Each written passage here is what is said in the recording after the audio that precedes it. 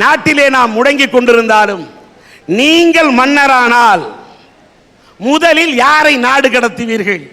இதுதான் தலைப்பு.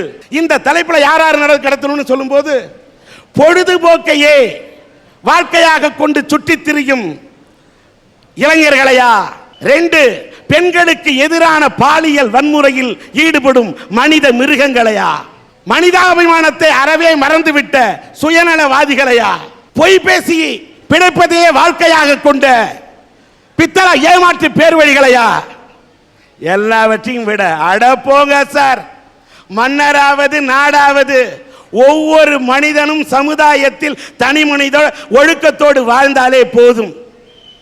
இப்படி 5 தலைப்பு. இந்த 5 தலைப்புல பேசுறதுக்கு தான் இவ்வளவு பேர் வந்திருக்கிறாங்க. ஒவ்வொருத்தரும் ஒவ்வொரு கோணத்துல பேச போறாங்க. சார், இந்தியாவோட மக்கள் தொகை எவ்வளவு சார்? இந்தியாவோட மக்கள் தொகை, இந்தியாவோட மக்கள் தொகை ஒரு 100 கோடிக்கு மேல இருக்கும். இல்ல சார், 110 கோடி. சரி, சபாஷ்.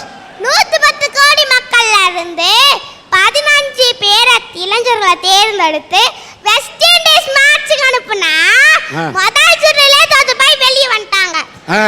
அங்க ஏன் தோத்தாங்கன்னு தெரியுமா?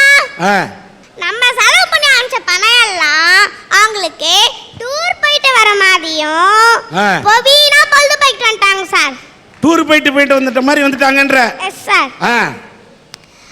அதனால நாட்டுக்கு நஷ்டத்தை ஏற்படுத்துற இளைஞர்கள்லாம் நாடு கடத்தணும் சார். கிரிக்கெட்ல தோத்தது அவங்கள நாடு கடத்தணும்ன்றியா? சார், என்னிடம் 100 நல்ல இளைஞர்களை தாங்க, நான் இந்தியாவை முன்னேற்றி காமிக்கன்னு சொன்ன சுவாமி விவேகானந்தர் வாழ்ந்த நாடு சார் இந்தியா. அப்போ சோம்பேறியா இருக்கிற இளைஞர்களை பார்க்கறப்ப மனசு கஷ்டப்படுது சார், நோவுது சார். அதனால சோம்பேறியா இருக்கிற இளைஞர்களை தான் சார் முதல்ல நாடு கடத்தணும். சபாஷ். தாயே உன் பெயர் சொல்லும் போது இதயத்தில் மின்னலை பாயுதே, இனி வரும் காலம் இளைஞர்களின் காலம், உன் கடல் மெல்லிசை பாயுதே. சார், இது எங்க சார் கேள்விப்பட்டிருக்கீங்க? இது எங்க சார் பார்த்திருக்கீங்க? சொல்லு, நீ தானே சொல்லணும். இது நம்ம அரட்டேருங்கத்தோட தாரக மந்திரம் சார். ஒரு கட்டடம் கட்டணும்னா அதுக்கு தேவை அஸ்திவாரம். சரி. அந்த அஸ்திவாரம் ஸ்ட்ராங்கா இல்லைன்னா கட்டடம் ஸ்ட்ராங்கா நிக்காது, கலகலத்து போயிடும். அதே மாதிரிதான் நம்ம நாட்டுக்கு தேவை நல்ல இளைஞர்கள். நல்ல இளைஞர்கள் நாடு எப்படி சார் முன்னேறும்? முன்னேறாது. ஒரு மரத்துல என்னென்ன சார் இருக்கும்?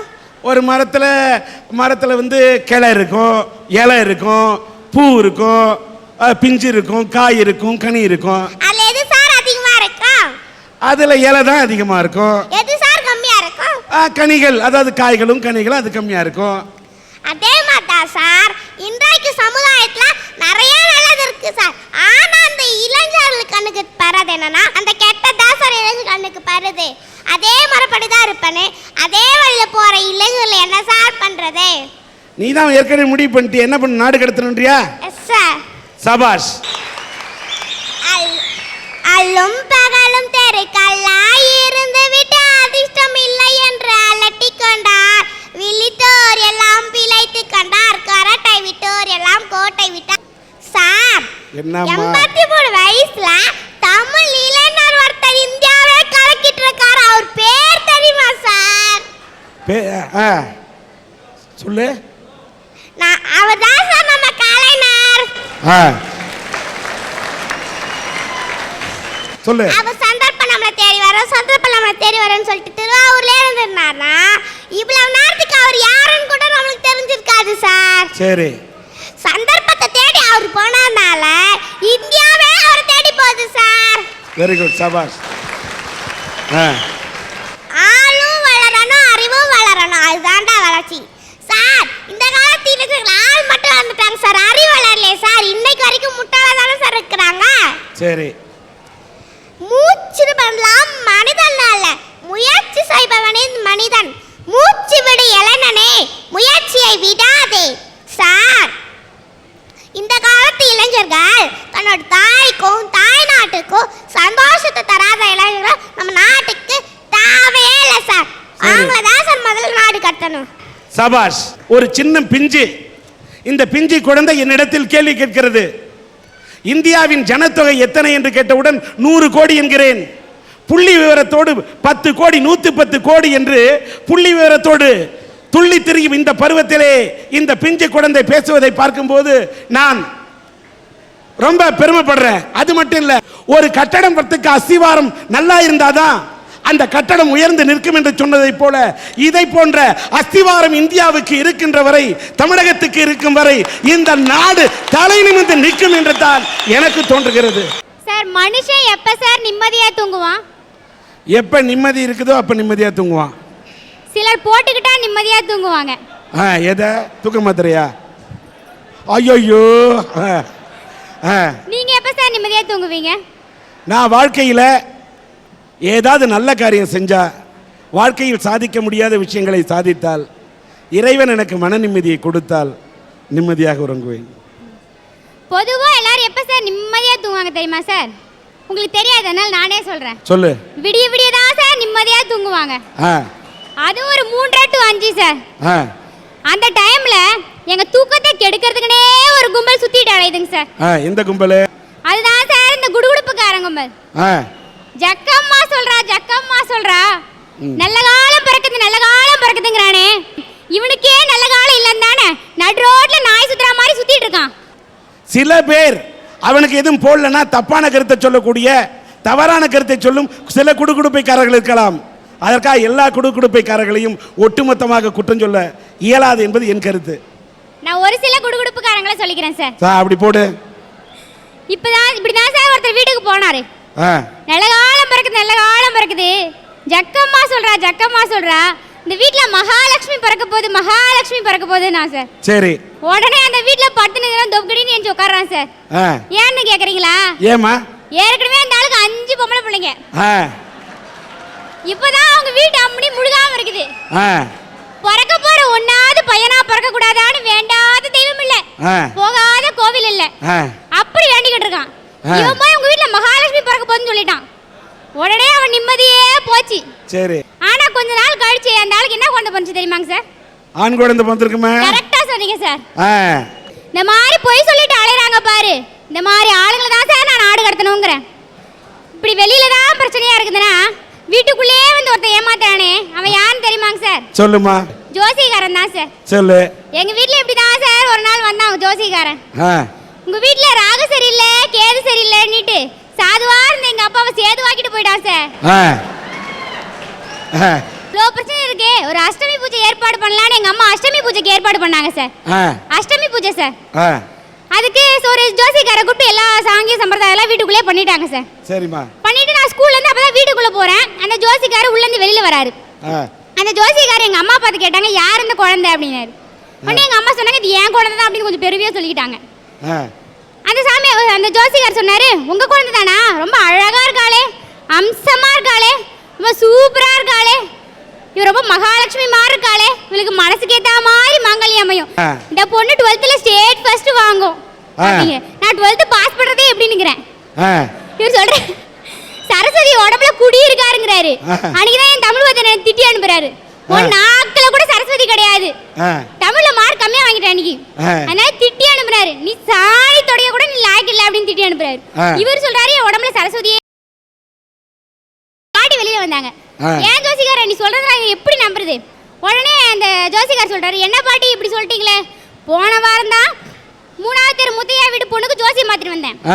அப்பயே நான் சொன்னேன் அந்த பொண்ணு கையில சக்கரம் இருக்குது, அது யாரு கூடயாவது ஓடி போயிடும்னு. அது நான் சொன்ன 3வது நாளே ஓடி போச்சு. அது கையில சக்கரம் இருந்தது அப்படின்னு சொன்னாரு. எங்க பாட்டி ரொம்ப சந்தோஷப்பட்டாங்க. அடடா நான் பேத்தியை பத்தி சொன்னதெல்லாம் நடக்க போகுது. அந்த ஜோசிகார கூப்பிட்டு போட வேண்டியதுக்கு மேல போட்டாங்க. எங்க அப்பா கூட ஒரு நாள் அப்படி சாப்பாடு போட்டுருக்க மாட்டாங்க சார், அந்த அளவுக்கு போட்டாங்க சார். அவரு வாங்குறதுக்கு மேல வாங்கிக்கிட்டு போற போக்குல ஒரு பிட்டு அவுத்து விட்டு போனாரு பாருங்க. என்ன போட்டான்? உன் பேத்தி கையில சக்கரை இருக்குதுன்னு சொல்லி போயிட்டாரு சார்.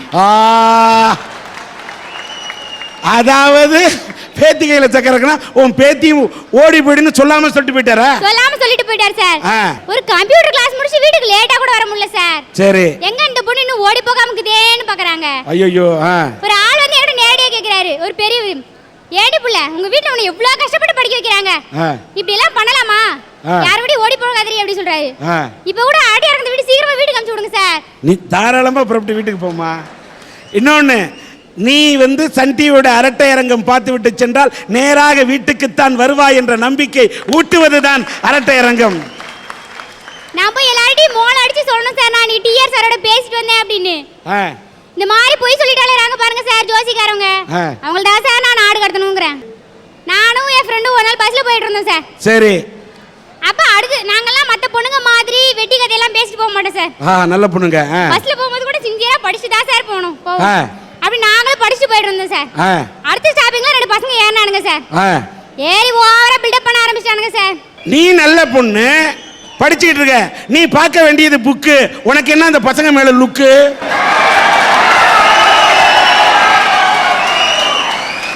சார் நாங்க தான் சின்சியரா படிச்சிட்டு போறோமே, ஸ்டாப்பிங் வந்துடுச்சான்னு கூட தெரியாம இருக்குல்ல, அதனால பாத்துட்டு போறோம் சார். நாங்க பார்க்கணும்ன்றது எங்க ஆசையா சார். விட்டா நாய் மாதிரி கத்துறானுங்க, நரி மாதிரி ஊளிடுறானுங்க, பன்னி மாதிரி பண்றானுங்க. இவனுங்க தொல்லையெல்லாம் தாங்க முடியாது சார். நான் சொல்றது ஒரு சிலர் இங்க இருக்கிறவங்க இல்ல சார். சார் நாங்க பார்க்கணும்ங்கிறது எங்க ஆசை இல்ல சார். விட்டா குரங்கு சேஷ்டி எல்லாம் பஸ்ல ஆரம்பிச்சிருவானுங்க சார். எங்க பெரியவர்களுக்கு எல்லாம் ரொம்ப தொல்லை வந்துரும் சார். அதனால தான் எங்க மூஞ்ச பாத்துக்கங்கடான்னு ஒரு வாட்டி காமிக்கிறது சார். அதாவது உங்களுக்கு பசங்க பார்த்தாலும் தப்பு, பார்க்காம போனாலும் தப்பு, என்னதான் செய்யணுன்றீங்க? உடனே ஓவரா பில்டப் பண்ண ஆரம்பிச்சானுங்க சார். எங்க அத்தை பொண்ணு கூட லண்டன்ல இருக்குதுடா, ஆனா எனக்கு அதெல்லாம் கல்யாணம் பண்ணிக்கணும்ன்ற ஆசையே இல்ல. ஏதாவது அசல் இந்த மாதிரி அமைதியா படிச்சு போது பாருங்க, அடக்கமான பொண்ணு, அததான் கல்யாணம் பண்ணிக்கணும்னு ஆசைப்படுறேங்கிறாங்க சார். உடனே ஒரு பில்டப் போடுறானுங்க. இந்த ஊர்ல தான் எங்க மாமா சப் இன்ஸ்பெக்டர் ஆகுறாரு, எங்க மாமா வீட்டுக்கார் கலெக்டர் ஆகுறாரு, ஓவரா பில்டப் பண்றாருங்க சார். உடனே ஃப்ரெண்ட் கமெண்ட் இருப்பாள என்ன கூப்பிட்டு, "டோ பாருடி என் மாமா அடுத்த வாரம் தான் வேலூர் ஜெயில இருந்து ரிலீஸ் ஆகி வீச்சர் போலோட வராரு, தெரிஞ்சுக்கிட்டீனா சார்." போட்டா கமெண்ட் இருப்பானுங்க, அப்படியே அடக்கிட்டானுங்க சார். வாயே திறக்கல, இறங்கி போயிட்டானுங்க சார். இந்த மாதிரி அவனுங்க போய் சொல்றதால தானே சார் நாங்களும் போய் சொல்றோம். ஆக மொத்தம் பொய் என்பது சில இடங்களில் சிலருக்கு தேவைப்படும் போது சிலர் பொய் சொல்லுகிறார்கள். நீங்க போய் சொன்னா தப்பு இல்ல, மத்தவங்க போய் சொன்னா தப்பா? அவங்க தானே சார் எங்களை போய் சொல்ல வைக்கிறாங்க. யாரு சொன்னாலும் பொய் சொல்லக்கூடாது என்றால் சொல்லக்கூடாது. சரிங்க சார். ஐயா, நாயை கூட வளர்க்குறோம், தாயை வேணாங்கிறோம். மண்ணுக்குள்ள ஈரம் இருக்கணும்னா நம்ம மனசுக்குள்ள ஈரம் இருக்கணும் ஐயா. மனசுக்குள்ள ஈரம் இருக்குன்னா மனிதாபிமானம் இருக்கணும் ஐயா. அந்த கால திருடனுங்களுக்கு கூட மனிதாபிமானம் இருந்திருக்குது. ஒரு வீட்டில் சொம்பு திருட போனோம்னா, ஐயோ சொம்பை திருடிட்டோம்னா குடிக்கிறதுக்கு டம்ளர் இருக்காதுன்னு மண்ணில் சொம்பு மாதிரி ஒரு மொந்தை அதை வச்சுட்டு தான் சொம்பை திருடிட்டு போவான். ஆனால் இந்த கால திருடனுங்க இருக்கிறானுங்களே, இவங்களுக்கு மனிதாபிமானம் இருக்கு நான் நினைக்கிறீங்க? முழிச்சுக்கிட்டு இருக்கும் போதே மொழியை திருடி போறான் சார். பத்தலன்னா கிட்னியை கழட்டி போடுறான் சார். ஆக்சிடென்ட்ன்றது ரோட்ல நடந்துருது சார். அப்படி ஆக்சிடென்ட் நடந்தா காப்பாற்ற வர்றவனை விட கதை சொல்றதுக்குன்னே சில பேர் வரான் சார். ஒரு தடவை அப்படிதான் வண்டி இடிச்சு 2 பேர் செத்து போயிருக்கிறான். எல்லாரும் சேர்ந்துக்கின்னு அழுதுன்னு இருக்காங்க. அப்போ ஒருத்தன் தள்ளுங்க தள்ளுங்கண்ணா. நான் ஏதோ காப்பாற்ற வந்திருக்கான் போல கொஞ்சம் விலகி நின்னேன். அவன் எல்லாம் உள்ளே போய் பார்த்துட்டு ஒரு ரவுண்ட் அடிச்சுட்டு சொல்கிறான், என்ன இந்த டிரைவர் சரியாகவே மோதலை போல, 2 பேர் தான் செத்துருக்கான். அங்கே ஒரு பஸ்ஸில் கண்டக்டர் விட்டார் பாருங்க, டிரைவரு 20 பேர் அவுட் ஆகிட்டான். அந்த மாதிரி அவன் மோதவே இல்லைன்றான் சார். அது மட்டும் இல்லை சார், ஒரு இடத்துல ரயிலில் ஒரு ஆக்சிடென்ட் ஆகி போச்சு. ரயில் பெட்டியெல்லாம் தடம் புரண்டு போயிருக்கு. உள்ள ஆணும் பெண்ணுமா மாட்டிக்கிட்டு அவஸ்தைப்பட்டிருக்காங்க. குத்துயிரும் கொலையுயிருமா ரத்தம் சிந்த சில பேர் அவஸ்தைப்பட்டு இருக்கான். அந்த நேரத்தில் காப்பாற்றுறதுக்கு யாராவது கடவுள் வருவாரா அப்படின்னு எதிர்பார்த்துக்கிட்டு ஏங்கிக்கிட்டு இருக்கிற நேரத்தில் காப்பாத்துறேன் காப்பாத்துறேன்னு சொல்லி கொஞ்சம் பேர் பெட்டிக்குள்ளே பூந்துட்டான் சார். ஒரு அம்மா 2 கையை நீட்டி ஐயோ என்னை காப்பாத்து காப்பாத்துன்னு பெட்டிக்கு உள்ள இருந்து கையை நீட்டி இருக்கு. கையில் ஒரு மோதிரம் தெரிஞ்சிருக்குது. ஐயோ இந்த மோதிரத்தை உருவிடணும்னு சொல்லிட்டு 2 காலையும் ஒரு காலை பெட்டியில வச்சு உருவுறான் சார். கையில காயம் பட்டதுனால கொஞ்சம் வீங்கி போய் மோதிரம் வரலன்னா விட்டுற வேண்டியதானே சார். மனிதாபிமானமே இல்லாம விரல கூடவா சார் வெட்டி எடுத்துருவான். இந்த மாதிரி பாவிகளை, பணத்தாசை பிடிச்சவங்களை, அடிபட்டு கிடந்து காப்பாத்துறேன் காப்பாத்துறேன்னு வந்து மனிதாபிமானமே இல்லாம இந்த மாதிரி திருடிட்டு போறவங்களை நாடு கடத்தாம என்ன சார் பண்ண சொல்றீங்க? சார், நம்ம ஒரு பொது இடத்துக்கு போறோம். அங்க திடீர்னு ஒரு பெரியவர் மயங்கி விழுந்துறாரு. உடனே பக்கத்துல இருக்கிற கடைக்கு போய் 1 ரூபாய் கொடுத்து தண்ணி பாக்கெட் வாங்கிட்டு வந்து அவர் முகத்தில் தெளித்து எழுப்பி உட்கார வச்சு ஐயா இதை குடிங்கன்னு சொல்கிறோம். இவ்வளோதாயா மனிதாபிமானம்?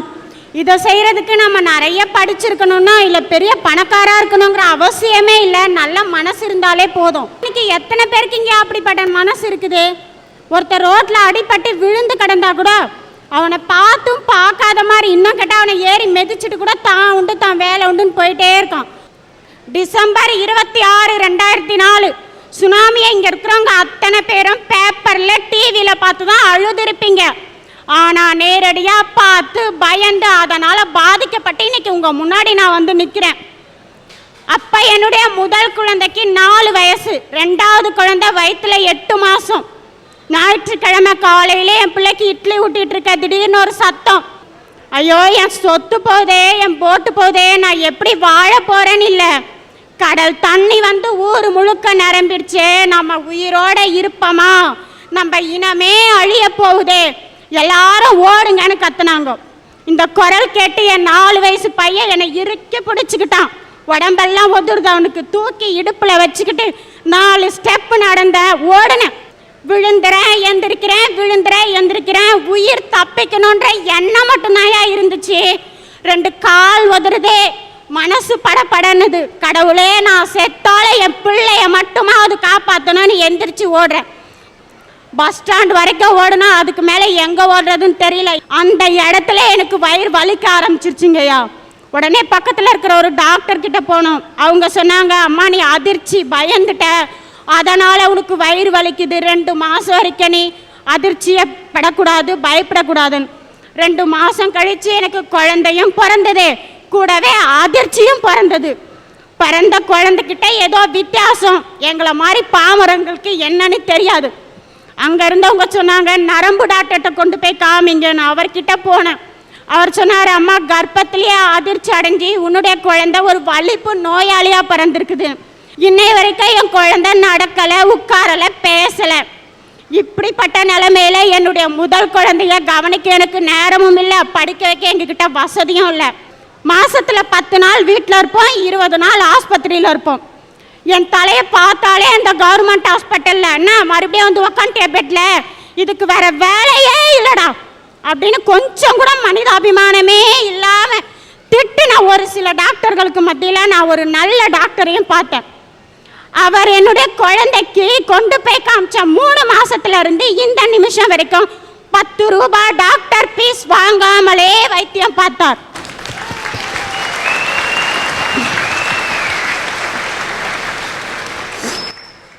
ஐயா, இப்படி இதை ஏன் உங்ககிட்ட சொல்றேன் தெரியுமா? இப்படிப்பட்ட கஷ்டத்துல எங்க குழந்தைய நாங்க வளர்க்குறோம். ஆனா இந்த சமுதாயத்துல நீங்க பாக்குற பார்வை என்ன தெரியுங்களா? ஒரு கோவிலுக்கு கூட்டிட்டு போக முடியல, ஒரு கல்யாணத்துக்கு போக முடியல, ஏதோ ஒரு வித்தியாசமா 5 பிராணியை பார்க்குற மாதிரி பார்க்குறீங்க ஒரு சிலர். அது கூட பரவாயில்லைங்க. அதை விட கொடுமை, பஸ்ஸில் உட்காந்துட்டு இருந்தா என் குழந்தைய நான் வச்சுட்டு இருந்தா சீட்டில் பக்கத்தில் கூட வந்து உட்கார மாட்டேங்கிறாங்க ஐயா. இந்த அரட்டை அரங்க மேடையை நான் ஒரு மேடையா நினைச்சு வரலைங்க ஐயா, ஒரு கோவில் சன்னிதானமாக தான் நினைச்சு வந்திருக்கேன். கோவிலுக்கு போய் அழுதா குறைத்தீருன்னு சொல்லுவாங்க, அது உண்மையா போய் எனக்கு தெரியாதுங்க ஐயா. ஆனால் இந்த